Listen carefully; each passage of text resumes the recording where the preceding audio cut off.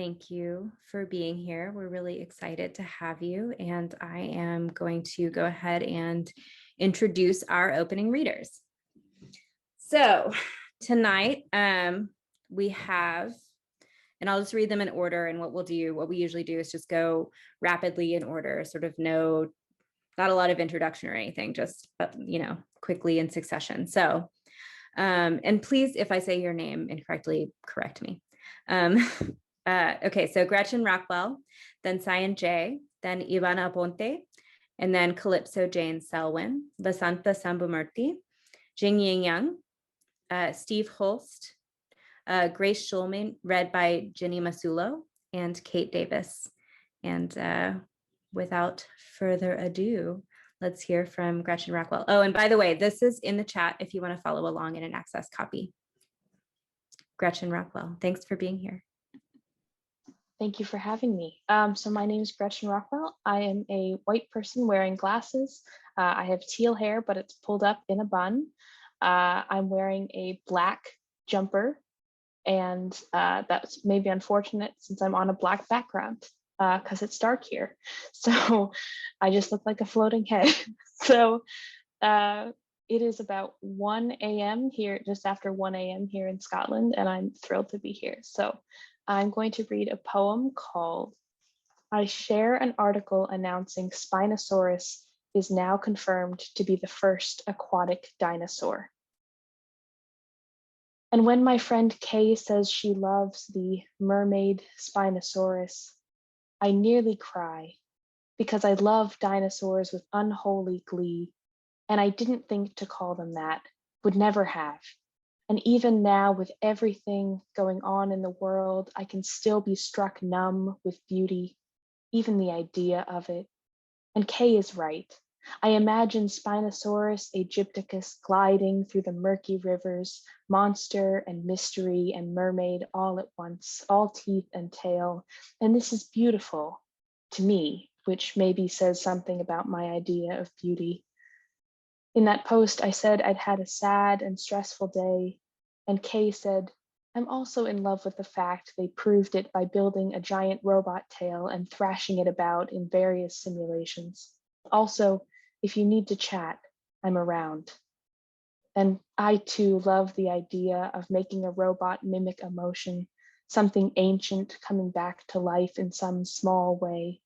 And this says something about my idea of beauty too, but maybe also something about love and joy and how my friends know me so well, and how even now, with everything going on in the world, I am in good hands. Thank you. I love that so much. Thank you. Cyan J. Yeah, hi, I'm Cyan J. I'm an Apache and white person. I have dark brown hair that's pulled back and an undercut, and I'm wearing cow print earrings and a black t-shirt. I'm going to be reading a poem called Cosmology of Impossible Belief. 1. There are worlds bubbling beneath your chest. We have yet to find them. Imagine space explorers traveling the universe until we find bodies that fit us best. In one transmission, we log finding ivy draped across Andromeda. In another, ghosts finding themselves happier in an afterlife of their own making, whispering language created between sheets of heaven. I say corporeal and sunrise shimmers into the room. You say uncertainty and the sky opens for you to know it's listening. We joy into the bedrooms of strangers. I joy as you wait while I adhere my yearning comma. What is more powerful than the star transforming into new life? 2. Enter this world in its broken open mouth. We shout birth names down its throat, waiting for it to spit out new wantings. We sleep to see alternative timelines and wake to find bowls of water at the end of the bed. I wash your feet and you weep new possibilities onto my hairline. We are indistinguishable from storms destroying trailer parks, flashes of sheet metal and rundown dogs until someone says release. Listen, it never mattered what we called ourselves. All anyone will hear are the slow groans of celestial reconfigurations. We mockingbird desire, hopeful for a returning with better consonants. In dreams, we lace blooming lexicons into your first blue dress. 3. We reverse. Axes resurrect the felled sycamore. Your mother embraces you, her jaw a slowing shiver. Rage tendrils into love. Spit on my shoe returns to its well. Dearest tumbleweed, will we roll back to the familiar deserts choked by juniper? An invasion of lovers waits for us to drink from their throats. This is an old story we keep forgetting, a retelling of uncertain universes. Fingers prying the mouth who does not know how to call in response. Almost canyons gasping into the flood comes. Understand that water is a mirror. We could drown in all of its reflections.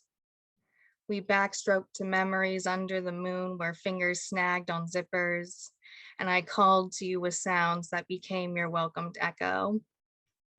Thank you. Those verbs. Oh my God.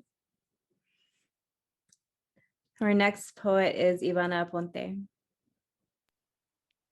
Thank you so much, Mali, and thank you, Open Mouth, for inviting me this evening. Good to see you all, especially my mom, Madeleine, and Bailey. Hi. Well, I have dark curly hair. I wear a pair of glasses, a pair of earrings with the shape of moais from Easter Islands, Rapa Nui Islands. I have a blouse with flowers, and by my side there is my window where I see the sun 1 hour per day. Well, the poem that I'm going to read is called Rio. In Spanish, it means river or I laughed. And I would like to share all of you the first 7 lines in Spanish, just to show you the rhythm of this poem. And then I'm going to read the translation made by David Brunson. He's here right now. Thank you so much for that beautiful translation. All right, so I would like to read the poem in Spanish just to show you the rhythm of the language. It plays with words and language. Río, a David. Río hoy, río para dejarlo hasta mañana. Río Amazonas, río Nilo, río por la geografía, río de sirenas lejanas, río por la cera en los oídos. So this is the first 7 lines in Spanish. Now I'm going to read the translation. The title is Laughter as River for David. My laughter flows today. My laughter flows, leaving everything until tomorrow. My laughter flows like the Amazon. My laughter flows like the Nile. My laughter flows across our geography. My laughter flows from the distant sirens. My laughter flows through the watts we stuff into our ears. My laughter flows through my people. My laughter shamelessly flows. My laughter flows, you clowns. My laughter flows with litanies. My laughter flows with mantras. My laughter flows with prayers. My laughter crazily flows. My laughter flows with fluoxetine pills. My laughter flows with happiness. My laughter flows with tears. My laughter flows with platitudes. My laughter flows with the most uncommon of sense.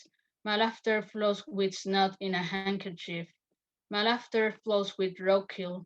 My laughter flows through 2 languages. My laughter flowed. My laughter flows again in the present tense.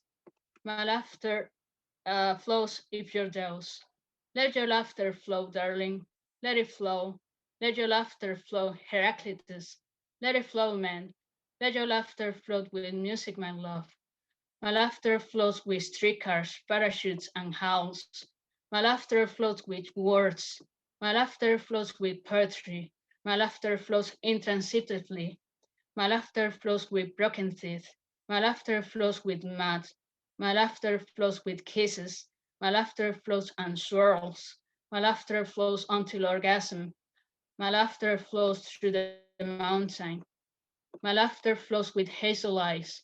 My laughter flows until 4 by off with without. My laughter flows with Karen. My laughter flows with memory. My laughter flows just for the hell of it. My laughter flows, flows, flows, flows. My laughter flows, god damn it. My laughter flows and I cry. My laughter flows and I live. My laughter flows with water and blood. My laughter flows with yours, my love. My laughter suddenly flows. My laughter flows until death.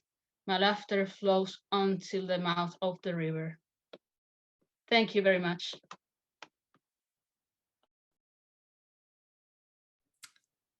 I have goosebumps, just like everywhere. Thank you so much, Ivana. Our next poem is by Calypso Jane Selwyn. Hi, can everyone hear me okay? Yes. Great. Okay. So I am late because I have a new computer and the time had not updated. So I thought it was 2 hours earlier than it actually is, and I'm very sorry. Also new computer, so the camera doesn't work. So if we're doing descriptions, I'm a stressed out, harried black void.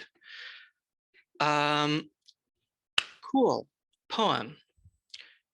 This is called Bantam Bird, after Blaise Bantam. And it goes like this. Did you also find those thin coral strands lashed into your skin at twilight, having hurled yourself heedless through cornfields, cane brakes? Do you also remember the pluck of blackberries, honeysuckle? Did you mount the windbreak, dive creeks, call song like rivers from the sky? Or had you always been ormolu, voiced by ingenious device, gleaming presentably on an end table?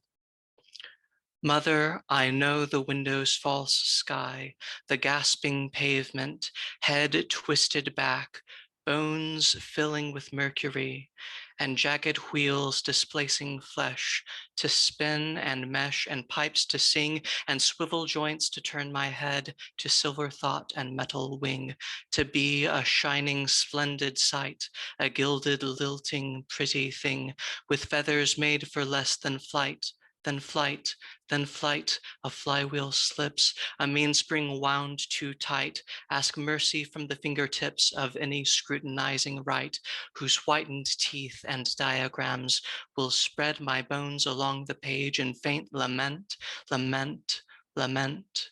The mechanism jams. I beat against the cage, although it's clear where I belong, a trinket of a golden age, my only wish to be improved, for each ambitious, wild, and wrong potential choice to be removed, removed, removed.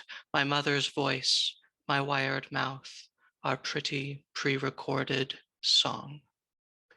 Thank you very much. Spoken from the void. I love it. Okay, so our next poet is Vasanta Sambamurthy.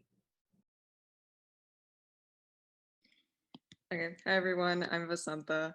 I am I'm a short 5'2" South Asian person, but I guess you can't see my height here, so it doesn't really matter. I'm a South Asian person with like medium length dark hair, wearing glasses, with a sliver of a weird painting in the background that you can't really see that well, and a brown checkered flannel. I'm going to be reading I Inspire's song in White Women. This is a poem. I just want to say this piece was part of a manuscript selected by Sai Hoa last year for the Lily Peter Fellowship. So I'm really, really grateful to be able to read it now in this context. And finally, thank you, Sai, for your generosity and faith in that manuscript. So here goes. I Inspire song in white women. Unblinking, they sing at me. Doll, pet, knit this child a store-bought dress. Daily, I dream of scooping her up. Skin sherbet smooth. Store her in the fridge for that melted edge. She'll run, then you'll notice. A little underfed. I've seen the way her sisters live in the National Geographic spread, brown sweet like piglets. Unpimpled almond complexion, ground cinnamon, you remind me of my next missionary trip. I cross your earth, hot as sin. I meet your mythic children, sometimes crude, serpent tongue sharp, shitting their pants like they want to hurt me. I ask why you burn the ones who give nothing but love. I pinch myself and realize I am flesh. I worry for white children within their white picket fence. In my country, I believe you can be what you should be, and if you believe you will be, good brown. Bark brown cough syrup that gums the mouth shut. Soft feed for the babies, a beaten egg. You go down easy, maybe they will learn something. Your baby marvels at my name. Some days she likes it, some days she doesn't. You tell her when. When I play with your daughters, I eat salt and sand. You chastise them to play nice. They will grow up to inherit your love for me. You, small as a cumin seed, I cry when you cry. I gift you my love and hope it's enough. Sometimes you hold me and it's tender. Once you pressed me to your chest. I remember being frightened by the breadth of your milk white breasts. This was a wide love. I thought surely I would drown. Sometimes you read. You teach me songs to help with sleep. Note by note, sweetly you sing. The brown cradle baby beckons to me. Oh baby, I am your emissary, and you are mine only. Thanks so much. Thank you. I love that connection with Sai too. So our next poet is Jingyi Yang.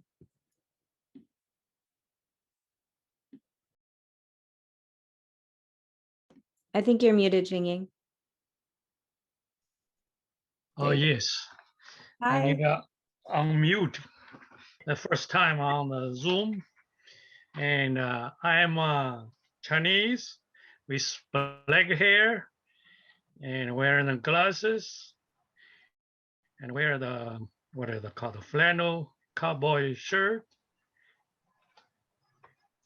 My poem is The Storm Accompanies Me to Home. It's kind of my real experience while doing work and ride bicycle, and I always wanted to get into the real storm. Finally, I got one. Also, I got one poem. Here I go. I got on my bicycle, ignore the warning of the storm. Of work, I ride to home. Light rain washes off tiredness and sultry feeling. Refreshes my spirit with a cool breeze. I ride cheerfully toward the dark dawn. Ahead, the storm is waiting for me. It to come. That is not a lightning. That is a beam brightening my pathway. That is not a thunder. That is a call, calling me to wander. Paddle, paddle, paddle. I come into the storm kingdom. Heavy rain blurs my view. I do not need to see. I know where I go. Heavy rain soaks my body, nurtures my soul. Paddle, paddle, paddle. Within my feet, I move forward. Straight up my body, solid and invisible. Sweat knocks off rain flow, I roar. Roaring echoes of the peal of thunders, I anchor. Paddle, paddle, paddle. Downhill, uphill, I am in charge. I plow through pouring rain, howling wind. Lightning and thunder concerto soothes my ears, energizes my eyes, comforts my soul. To home, I break through the storm kingdom. Nothing stops me. To the home I go. Thank you. Yes. Thank you so much. And I'm so glad I didn't know this was your first time on Zoom. I'm so glad you joined us.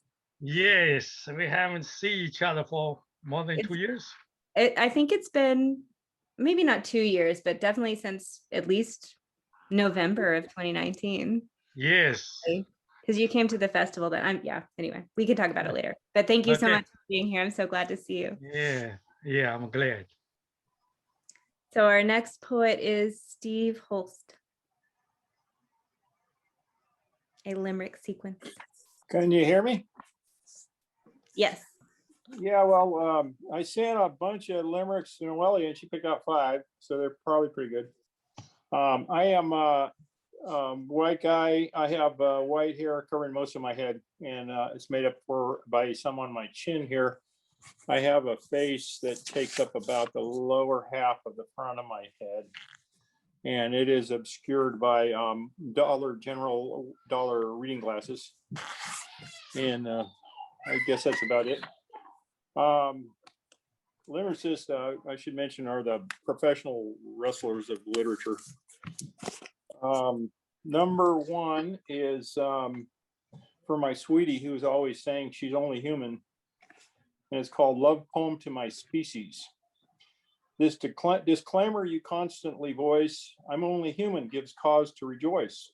When it comes to romance, given just half a chance, a human would be my first choice. And this next one I wrote to my stepson for his 17th birthday, and he was just being really ambitious, and his mom and I just want him to relax a little bit. And it's called Busy Being. In this den of come-tos, in this den of come-froms and go-toings, is existence itself worth pursuing? It's really quite freeing to be called human beings. Please note, we're not called human doings. This next one is from the Old Testament, and it's concerning, we're born bad, apparently. It's called Original Sin, and it brings to my mind the issue of manufacturer's liability. So this one is called God's Good Lawyers. With original sin, the old fox put the wheels of justice on blocks, because according to the Bible, the manufacturer is not liable for defects right out of the box. This one is from the New Testament, and according to the New Testament, it is a sin to even think about it, which I think is kind of strict. It's the same in Buddhism. And this is titled, So Go Ahead Then. Although all my sins are subliminal, I've done every sin in the hymnal. If you put your mind to it, you might as well do it, for to think it is equally criminal. And number 5, also from the New Testament, it's called Second Coming, Slow Down, Sweetheart. If it's for passionate union with God that you thirst, remember the second coming's always better than the first. Thank you.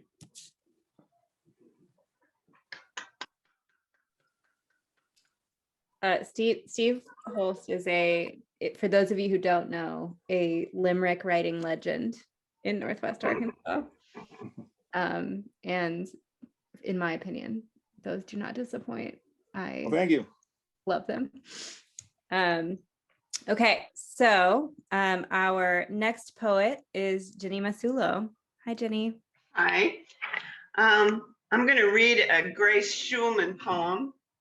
And first I'll describe myself. I have white skin. I'm of mixed heritage, probably 5th generation American.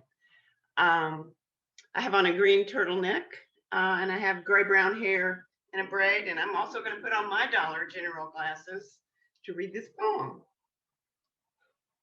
But they're not going to work. Okay, and Grace Schulman is the daughter of a Polish Jewish immigrant father and a 7th generation American mother. And she's been described as not only a poet of praise, but one who addresses the ground. And this is from her 2020 collection, The Marble Bed. It's called Because. It was the poem of the week in The Guardian this week, or last week. Because in a wounded universe, the tufts of grass still glisten. The first daffodil shoots up through ice melt and a red-tailed hawk perches on a cathedral spire. And because children toss a red ball in the yard where a schoolhouse facade was scarred by vandals, and joggers still circle a dry reservoir, because a rainbow flaunts its painted ribbons and slips them somewhere underneath the earth, because in a smoky bar, the trombone blares louder than street sirens, because those who can no longer speak of pain are singing. And when on this wide meadow in the park, a full moon still outshines the city lights, and on returning home below the North Star, I see new bricks and glass where the towers fell. And I remember my lover's calloused hand soften in my hand while crab apple blossoms. Oh my gosh, I'm so sorry. I don't have the rest of it. I'm so sorry. I'll do it, Jenny. I've got it right Okay, here. thank you. Good. So soften in my hand while crab apple blossoms showered our laps, and a yellow rose opened with its satellites of orange buds, because I cannot lose the injured world without losing the world. I'll have to praise it. Yes, that's Grace Schulman, and she is a poet that does praise, practices praise, and she's been a long advocate of poetry in New York City. Thanks, y'all. Thanks for this wonderful, wonderful venue. Thank you so much, Jenny. And I'm glad to see. I love this because it's so wonderful to get to actually see the poets who are here in my town. Who I mean, I can't believe I haven't seen you in more than a year. And same to you, Steve and Qingying. So yeah, thank you so much. And I love that poem, and I love it when people read. I love the reading of someone else's poem. It feels so essential to the work of being in poetry community. And speaking of that, being in poetry community, our last opening round poet tonight is the wonderful and amazing Kate Davis. Thank you. I'm Kate Davis. I'm a white woman with medium length brown hair, wearing a teal shirt and clear glasses. And a content warning for this poem: alcoholism and abuse. Foreclosure. We save a few things from the house my mother inherited: her favorite blanket, a stack of old report cards, the propeller from the plane my grandfather built. I hate that thing, my aunt later admits over a cup of coffee. The garage drowns in old parts, screws, handsaws, rusted toolboxes. That's where he hid during the bad parts, she will tell me, exhale morning breath. Her fingers turn goldenrod as she tosses cans of yellow paint, ropes, old pens. It was never safe, not with my mother around. An impossible task, one that will never be finished. Misplaced nails, clamps lining the pegboard, an oil-stained sock. She had this favorite bar. It was on Jackman. The garage door opens, shrouds the sound of children playing in the street. My aunt rolls the cans to the end of the curb where a massive oak once stood.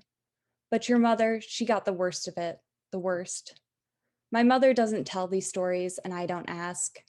Instead, my sister packs her boxes into the small trunks of our cars, and we drive to Columbus with the sun, after images crowding the corners of our eyes.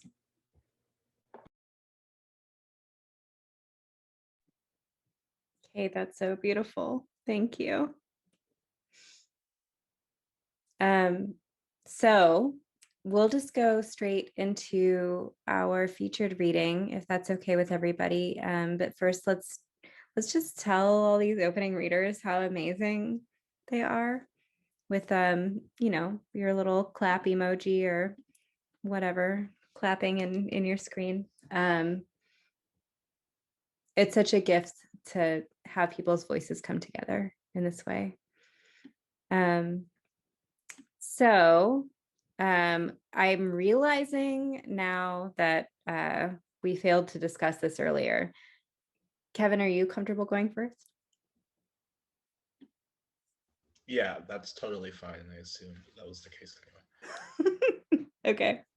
The one question I should have asked you and I didn't ask you before, we were here together for 15 minutes beforehand and we just talked about the weather. Okay, so what I'll do is I'll just read Kevin's bio, Kevin will read, and then I'll read Sai's bio.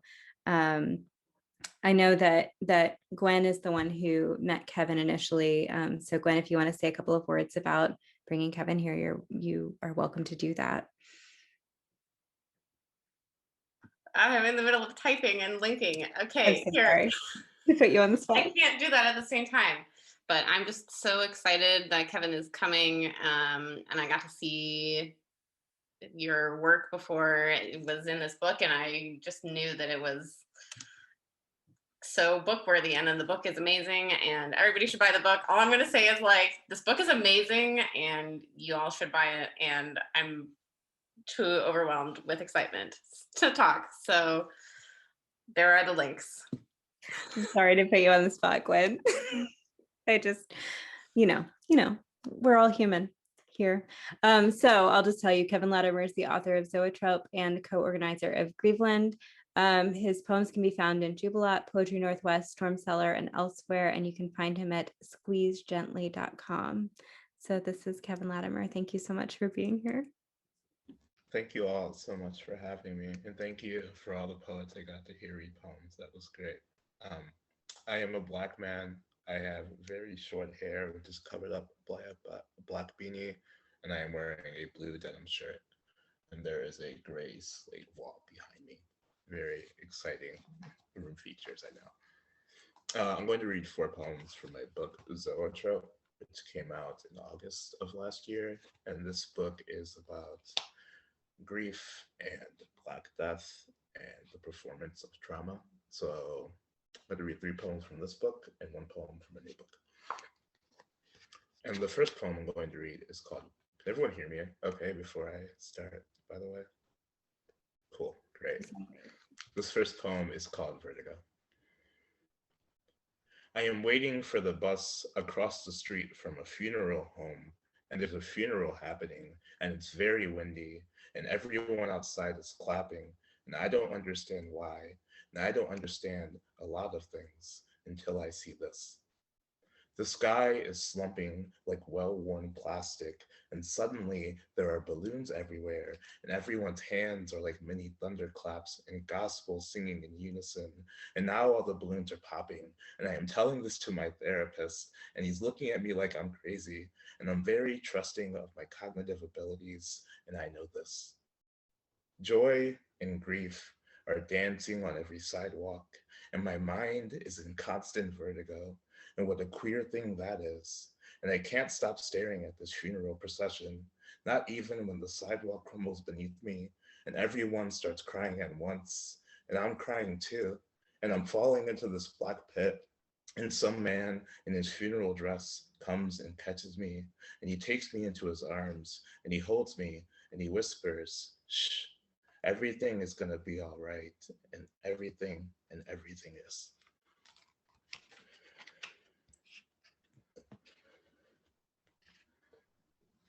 This next poem I'm going to read is called Originally a Space Opera. Black boy in space is all the rage on the evening news. In space, your body means your body, and that's it. In space, I am stuffing a comet into my mouth. Look at that. In space, there is a boy on the ground and no one is shooting. And that is not a mistake. Palms high for offering, not penance, like communion on a Sunday night at the dinner table. Grandma wishing for bread, kids fighting over what is and what isn't, not who speaks a eulogy at their best friend's funeral. Some things best left unsaid or with bread in the mouth, like I love you and be safe. In space, there are no pandemics or unplanned arrangements or bullets threading the air. Small, small planes. And the next poem I'm going to read is called The End of the Space Opera. And the space opera poems are a series of 6 or 7 poems that deal with the idea of a utopia and Blackness and how nowhere is safe from carceral and police violence. The End of the Space Opera. When it is finally over and Space Boy ascends into the sky, I raise my fist in triumph. Hold it there for all my boys, the ones we've gained and the ones we've lost. The lights come on and all my fellow patrons stare. Black boy with his fist in the air, holding it real high. The couple in the aisle next to mine calls out in a panic, a frantic scream frosts at their mouths. The end credits roll, list off the profiteers of this tragedy. I gather to my feet. A frail scream pushes in my direction and I push back. I yell at this couple, send them all my ancestors' pain. Here in this theater, I become magic. I've been magical since the day I was born, enchanted in the womb. I say mother in 3 tongues. 1 for the Black mother who birthed me and soon gave me up. 2 for the white mother who took me in, whose name I speak in mourning and grief. And 3 for my friends with me on those nights, filling up the hollow silence following my speaking her name. In this theater, ghosts fill up my vision. 2 boys dap me up, our fists fill the air. We flow out of this theater, hit the pavement. A little Black boy sings a hymn. Tamir rips dandelions from the street. Some little boy throws a brick through a cop car's window. Millions march down the street, chant real loud. I do not think about my mortality tonight. For this night, I see ghosts become human among me. And I'm going to read one more poem, not from this book. So I'm going to pull it up real quickly.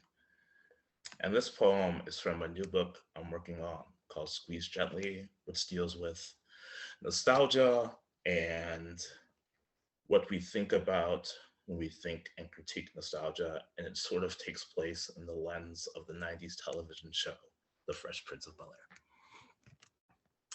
All right, this is Squeeze Gently. It's a long one, I apologize.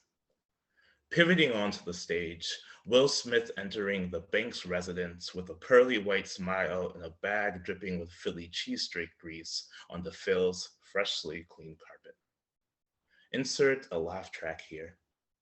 Carlton saying something about personal responsibility. Will calling Carlton the square. Flood in the dressing room. Hillary complaining about the slightly cold McDonald's hamburgers at catering. People rioting about police brutality outside. Jazz smoking a cigarette. Everything you've ever loved about nostalgia is this. Me and Will Smith on the television. Will sitting on the couch, me sitting on the concrete, becoming. A bear entering and destroying the upholstery. Everyone in the audience gasps. Insurance commercial. My father talking to the payday loan place on the phone. Audience running amok. Oprah in the studio next door offering a free car to everyone still seated. Uncle Phil sitting under the cherry tree laughing. Vivian entering, margarita in hand. We're at the beach and Will is catching all the waves. Carlton builds a sandcastle. Ashley knocks it down. Overhead, a baby doe jumps on a plane of clouds. It's the 4th of July and we're here to celebrate America. Fireworks. Jerry Springer's voice from the director's truck stage left. Will Smith and I at our high school reunion talking about the good times. 100 men in suits on set. A comet hits the stage. We build a new one. Carlton talking about the Rodney King riots outside. End of commercial break. We all dance a jig. Curtains coming up. We are doing the Black sitcom episode about race, and I, about face, leave the stage. racial slurs on the lockers behind us. Uncle Phil enters in with a lesson on tolerance. The studio audience cries, gigantic tears. The active railroad train behind the stage arrives, new Aunt Viv. Backstage, Will Smith is talking to the police about offensive lyrics. We're cleaning up the streets, they say. Rodney King falls from the sky, on fire, seared balloons duct taped to his back. Jazz scratching records, the song switched by Will Smith playing as we had to break. Carlton and I at the party talking about love. Carlton and I talking after the party, drunk, dumped, sitting on the lawn during the only light day of the year. Bowl of spaghetti on our heads, how it got there, no one knows. It's the finale of season 5 and Will Smith is nowhere to be found. Ashley, with all her grace, throws a frisbee into the audience and it never comes back. It is 4 months before the O.J. Simpson verdict and no one here knows how good they have it. I ride a bear into the final shot. I am fired from the show during my smoke break. We win an Emmy, maybe 2. A commercial for Spike Lee's new movie during the break. Thank you.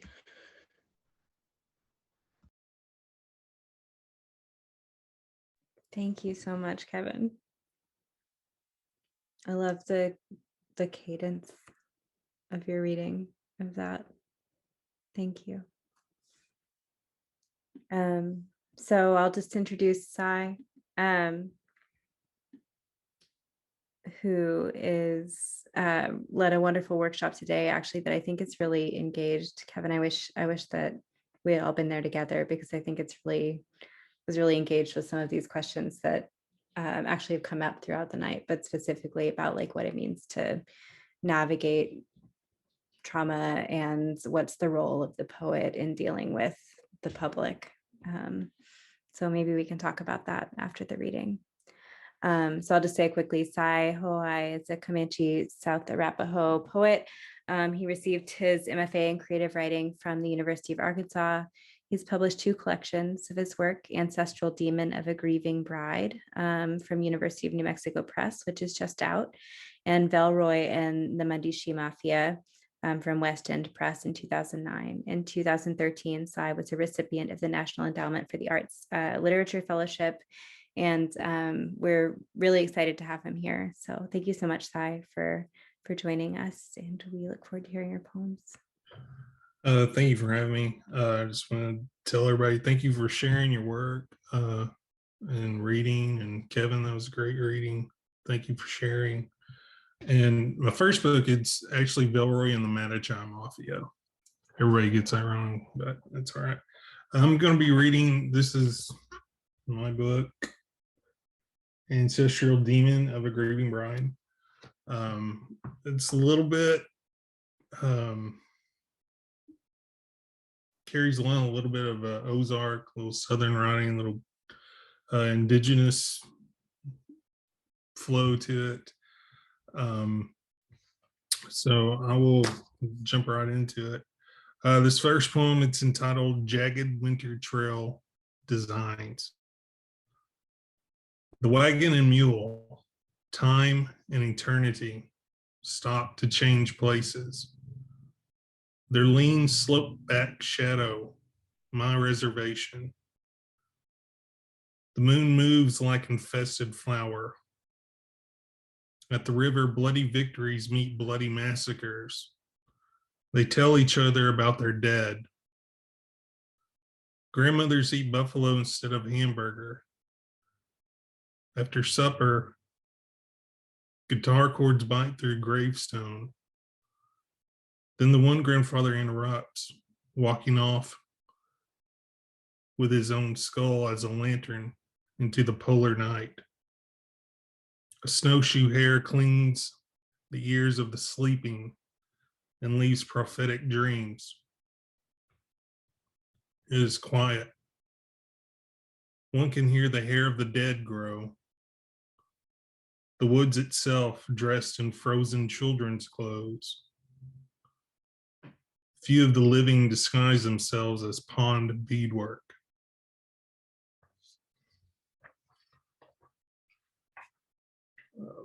Like I said, some of this is it's coming from different places. Also, I forgot to do this.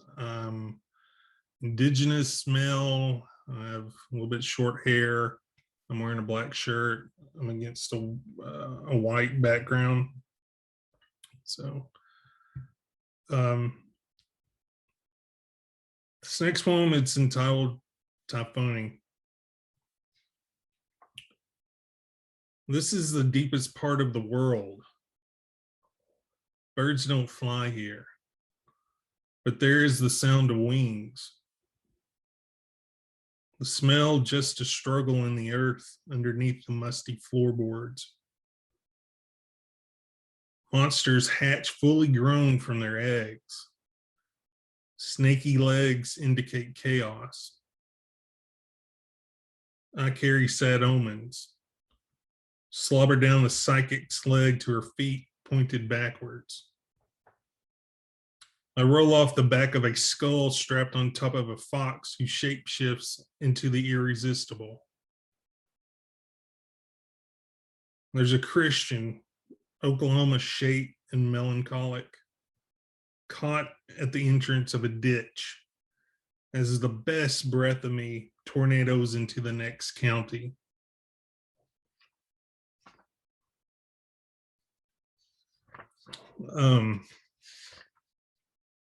See this next one. As Molly said earlier, I made my bones in Fayetteville. I went through the MFA program, and this next one kind of reflects on some of the lore that you hear while you go through Fayetteville's MFA program.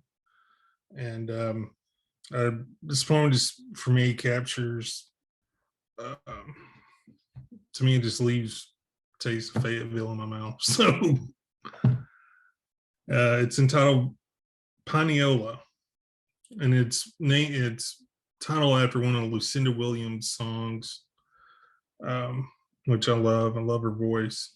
Like I said in an interview before, her voice is sounds like you're cutting into cornbread. Paniola. Severed finger of a convicted murderer uncurls like a waking pet. Demonic compass points toward the most dangerous direction to get home. Its long yellow fingernail can pick any lock. On the fish hook, the finger resembles a long fat mealworm. Most time it lodges in the throat of my enemies, or hiding among the tampons of cops' wives. It avoids gold rings, bad luck. When wearing this relic on a chain, sunlight smells like stale curtains in a worn out hearse. Rain never hits my clothes. Rooms seem hotter. Radios turn on by themselves and always to the same Lucinda Williams song. Use any mirror as a doorway. I come out into the same sweaty bedroom from a previous life. I forget who is wearing whom. I pierce the fingertip to draw up a will. I dip the finger in water. I point it toward the sun. I flick it to make it rain. Hanging on the wall, I sleep under this bird, booger picker, dream catcher, missing piece of an inverted cross, rotting pencil. It sleeps over me like an accusative god. Around midnight, I wake up. The finger is typing in the next room. What the hell is it composing at this time of night? Letters to a parole board? Love letters to the rest of the hand? Midnight sermons? Ransom notes pertaining to me?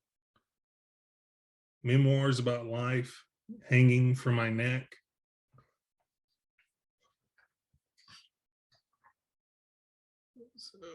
Let's see. This next one I'm going to read. I'm going to read one more. This next one, it's entitled Hillbilly Leviathan. The Ozarks are where defeated assassins, the unholy, and monsters come to retire. The proper soil and crooked moonlight grow back the disemboweled, the decapitated, while we collect arrears and child support for our demigod children. The procession of tail lights lying deep down the logging trails. Along the way, there's a gentleman arguing with his soul over his suicide. I, tongue of snakes, cut up, dipped in powdered sugar, scattered to the ants in the deepest corner of Mount Nebo as an insult, binds my ghost to this mountain. And Typhoon collected the few precious scales left in me from the undertow. My Southern accent muscle burned up from a haunting your life, your house. Now, let daybreak be my head and the year my whole body. An online Southern Christian university ordained my smoker's cough to be a dove. And my favorite exorcism, the demon steeped in cornbread philosophy, does not have enough ass to carry off the genes he advertises as he kneels down to the priest in holy water. And years ago, as a child, I climbed the levee and made a hole in the air. And that's where I'll rest. But the gate is not wide enough. Like my burial site, I am party size.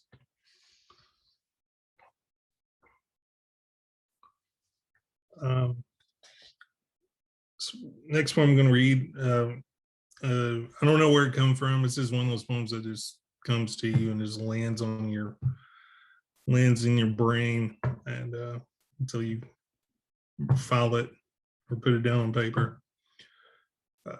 Definitive bright morning. Noted to be the definitive bright morning of 10,000 calendars. The church bell melted. Rage of unrequited love became a terrible serpent. The morning star lowered like an enemy's flag. A vampire's mattress tumbled out at the outskirts of town. Ancient lanterns suddenly thrown through the air somewhere deep in the mountains. That night, in a snowy rural area, an elderly, powdered-faced woman appeared on doorsteps in search of wine. Her origins neatly wrapped in the cold dressing of a snowflake's breath. Thank you.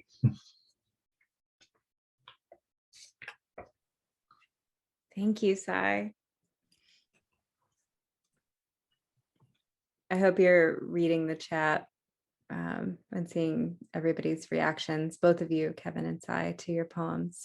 I feel like this always goes so fast, but that's it for our evening.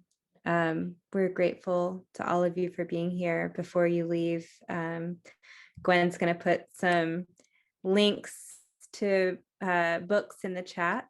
Please buy Kevin and Sai's books. You know, for poets, it's really important that we buy their books, just because it's a big part of everything in terms of being a professional poet.